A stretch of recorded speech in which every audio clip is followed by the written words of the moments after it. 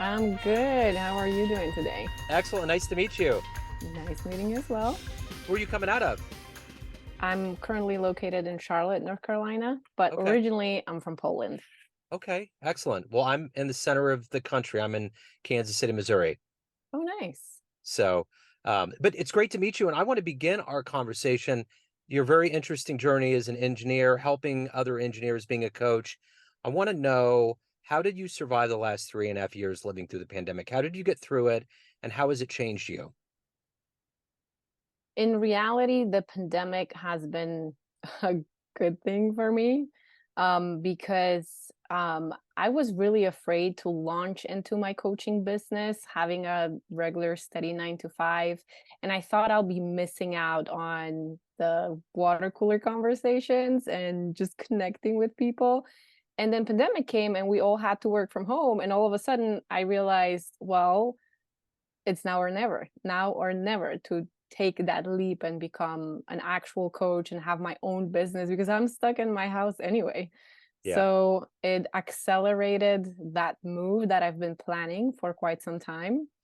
And I made that leap. And in terms of, helping people, I can see that the what people are looking for has shifted, and you can see that there's more of burnout Yeah. that we're dealing with right now rather than just the regular career progression, looking for a new job or moving up within your current org. So that's the difference, but I've been doing pretty well. Thanks for asking.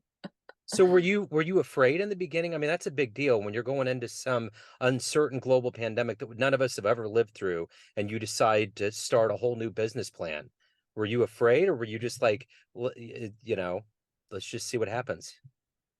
So the truth is, I've been working on it simultaneously. I've been growing in my 9 to 5, working there, and then on the weekends or after hours, I was working on my business, and I was able to take it kind of full time. But by then, I already was able to establish that I get a stream of clients. I'm able to actually help people. They were getting really great results, so that really gave me the confidence to kind of move into my business. And with the pandemic, being afraid, of course I was afraid, especially, having small children. That was also something that I had no idea how we're going to, protect us as a family. We skipped all the birthday parties. We barely hang out with people. However, we did hang out with the closest family. So that kind of helped us remain, you know, feel like we're having some social connections, even though the pandemic was in place and we were not really hanging out with people, just the closest family, like my in-laws uh, and sister-in-law and brother-in-law with their families and kids. So just the closest connections. That's Yeah. how we survived. That's how we made it. And then, unfortunately, we did end up getting COVID at the end of 2020, around Christmas time, which is when our family gathered for Christmas. And thankfully, everybody made through it. So that really kind of lowered the stress levels there. Yeah. How about you, Joe? How did pandemic look like for you in the last 3 years? It's been a blur. It's kind of like the Dolly melting clocks thing. It's hard to keep up with time. Everything kind of blends in. I did get it in November, and I live um with my wife and stepdaughter and mother-in-law. So there's a lot of people. So my son and I, who really share more of a genetic code, stayed separate, and no one else got it. They ended Okay. up getting it later on, but we got it early on, and I think that was the only saving grace. Once we had that immunity built up, it was like, all right, we got it. Let's move on. Um, but it was interesting. I think my perspective on that was I didn't want it to be wasted time. It was a monopoly. We had no other choice. We had to do the best we could with it, and I think that was the key to all of it. So yeah, just keep on living the best you can. A lot of That's right. drives, going to nature parks, seeing the world, just staying fluid. Um so on paper you're an engineer turned coach, but I want to boil that down a little bit. If I put you in front of a bunch of third grade students, it's career day, and one of the kids asks you, what do you do for a living? How would you answer that child? I help by listening to what people's issues are, and I help them figure out a plan on how to move past the obstacles. I also help them understand themselves better by asking deep questions so they can look for insight or shift their perspective on some things. A lot of the things that I do as a coach and how I help my engineering clients comes from the fact that I've been an engineer myself. So I know exactly what it is that they're dealing with. And that's how I can help them move forward, move past the obstacles. So what did you want to be in the third grade? What was your dream to grow up and become? Oh, I wanted to create a future. That was like Okay. my big dream. Yeah. So I knew from the get-go that I want to build the future. So like when I was in high school, what I ended up doing is deciding how can I, pick like something that sounded most futuristic. And honestly, it was building robots. So I ended up Yeah. studying control engineering and robotics, and programming was a part of my curriculum that I could not escape. So I also learned how to code. And, with this idea of creating the future, I didn't really had it pinned down to what that exactly means. But when I graduated college and I started actually building robots, I realized it takes a long time. And there's, like I needed something that would be more fast, where I could impact the world and see the effects. And the robots, it was just too slow and the impact was low, because the robots that I've been building in the best case scenarios would be, locked in some lab and maybe 5 PhD students would ever access it. So the impact of what I was doing felt very, very low. So then I moved on to programming apps. And in my latest job as a software engineer, what I did was create apps for parking and for transit. Yeah. So, it impacted millions of lives every single day. And every time that I could debug something or create a new feature and then set it to the either Apple App Store or Google Play Store, people would download it. And it felt empowering. I had such a big influence for so many people at a click of a button. Like it would be deployed, they would have it in their hands, they would use it. Hopefully it wouldn't break. Yeah. um, and that felt good for a short while.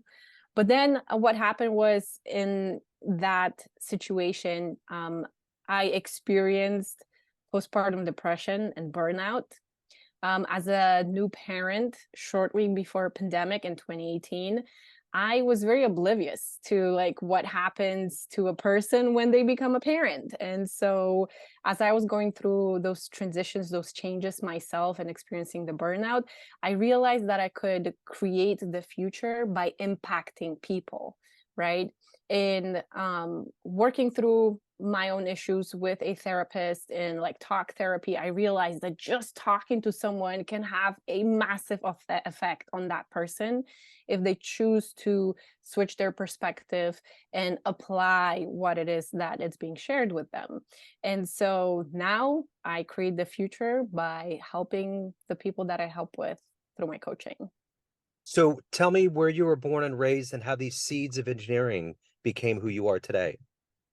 I was born in Poland. I was raised there. I went to college there, and I moved only because I happened to meet my now husband um, backpacking through Europe. And he stole my Nice. heart. And when people fall in love, they do stupid things. I decided to move across the ocean. And that's why I'm here now.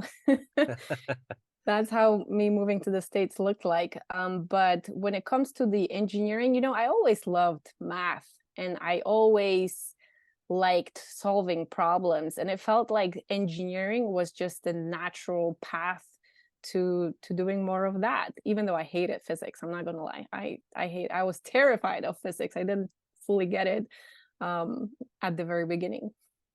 So what do you like the best about either living in North Carolina or being in America? I love the seasons of Yeah. North Carolina. There's 4 seasons. Winter is super short. So that's what I love about it. And in terms of living in the States, I'm not gonna lie, living here is so much easier in the sense that people are nice. They don't, burst with their problems, and they don't kind of vomit their issues as a social interaction, which is the case very much in Poland. In Poland, we bond over our miseries, and it has an effect on how you feel and how you live your daily life, right? Of course, there's a historical reasoning behind that. If you look at the history of Poland, it's been pretty tumultuous and pretty traumatic. So there's a reason why Polish people act and behave and think the way they do. But the same comes for Americans, right? There's a reason why people here think the way they do and do things differently. So I actually enjoy living here more. That's why I'm here. Yeah, I get it. So who's been a hero for you in your life? A hero in my life. It's really hard for me to pinpoint one particular person. I think it changes season to season as I look for different examples of different people that have what I want to have in my life. And right now, a person that I'm actually focused on is Joanna Gaines, because she was Okay. able to create a massively successful business and have a beautiful, loving family. I believe she has 5 kids. She's a very public person, and that's someone that I look up to right now as I grow my family and my business. So if you can meet anybody alive on the planet right now, would it be Joanna or would it be someone else? Oh, that's a great question. I haven't really thought about that. There's a lot of people I would like to meet, but no particular names come to mind right now. Okay. All right. So what is the motivation for you every day to get up and to do your work and to do it as the best you can and to be who you are? What is that motivation? So on the one hand is I'm really motivated by growth, by just seeing how much better I can get, what kind of person I can become, and just seeing how every next level just unlocks something that I haven't seen before within me. On one hand, on the other hand, whenever I have a deep, meaningful conversation with someone like a podcast host or my client, that tells me like, wow, this completely blew my mind or changed or challenged something I believe to be true, and I'm going to think about this differently from now on. That gives me a really sense of satisfaction that I was able to create that safe space for them to have a deep conversation in the first place, but then to also see what is. So what's been the best advice you've ever gotten? The best advice I've ever gotten. It was an advice I actually got from one of the seminars I attended that was created by Jack Canfield. And he talks about this approach to other people that helps you unlock opportunities and higher levels of who you can actually be. And it was to essentially believe that everyone is doing the best they can with the awareness, the skills, and the information that they have in order to meet their needs, and that they could never do any different. And what that advice gave me is a perspective shift, is to always see good intentions in other people. And if they are somehow misbehaving or hurting my feelings, it's probably because they don't have the awareness of how they're coming across. They don't have the skills to sound better, to communicate better, or maybe their needs are not being met. So how they're behaving has nothing to do with how they're acting in a conversation with me. And that's very freeing. That is very freeing. What's one of your favorite client success stories so far? One that puts a smile on your face.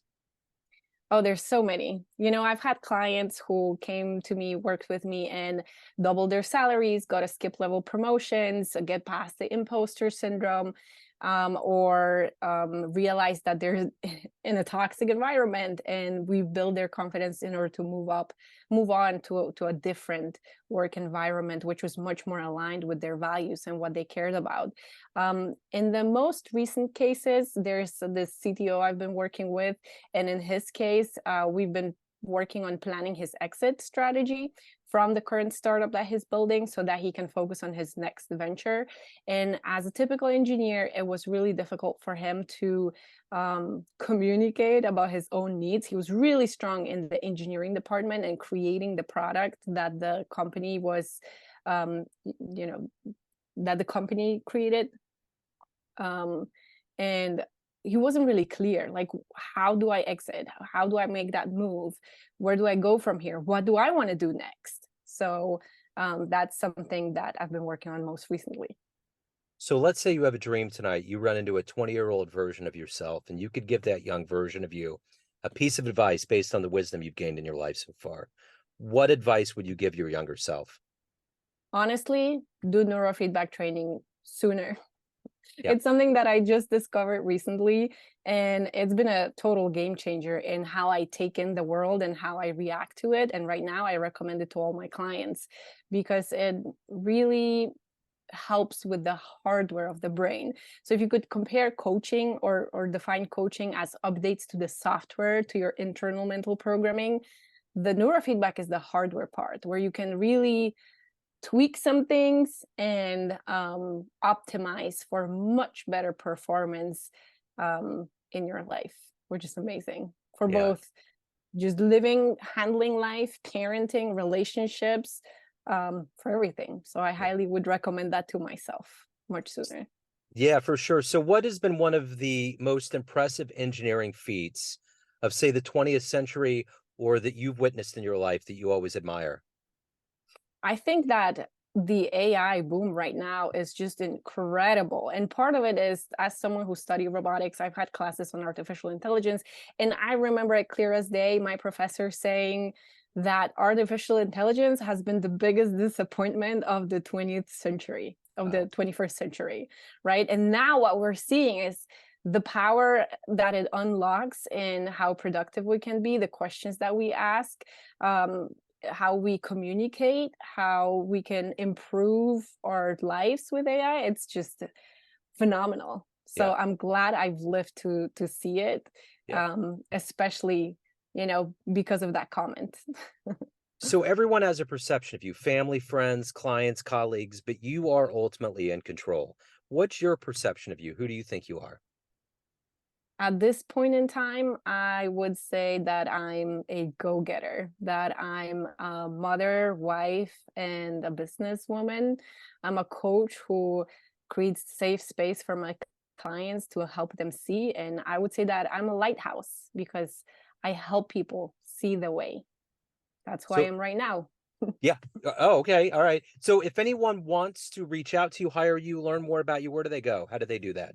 The best place is my website. It's themindfuldev.com. It's because I use a lot of mindfulness practices. And as an engineer, as a developer, being mindful about my work was something that has sparked my name of my business, right? Themindfuldev.com.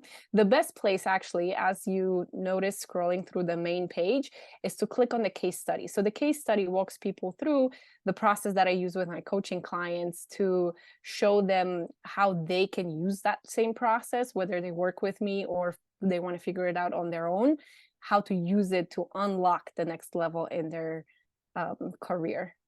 Wonderful. This has been so great. Thank you so much for opening up. Thank you for your story, and best of luck with everything. Thanks so much. You bet. And before you go, can you pronounce your name correctly? I don't want to get it wrong. It's Dagna Bieda. Perfect. I'm so glad I asked. Thank you so much. Best of luck with everything. Thank you. Take care.